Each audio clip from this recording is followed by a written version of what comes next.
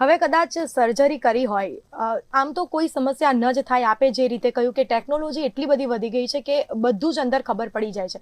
પણ કદાચ જો આપે જે રીતે કહ્યું કે 15 દિવસમાં એ ભાઈ ફરીથી એમના કામે લાગી ગયા, પરંતુ પાછળથી કદાચ નોર્મલ દુખાવો કે એવું થયું તો પછી એની માટે દવાથી તમે...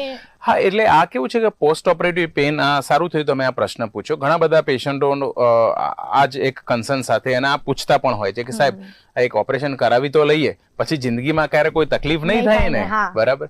સો આ એક બહુ કહીએ ને કે બહુ ફની ક્વેશ્ચન છે કે હું તમારા મણકાના 33 મણકા અને મલ્ટિપલ ગાદી છે, એમાંથી હું એક જ ગાદીનું ઓપરેશન કરું છું, તો બાકીના મણકા, બાકીની ગાદી તો ઉંમરની સાથે ઘસાવાની જ છે, એટલે over the period of time તમને થોડો ઘણો દુખાવો તો રહેશે જ.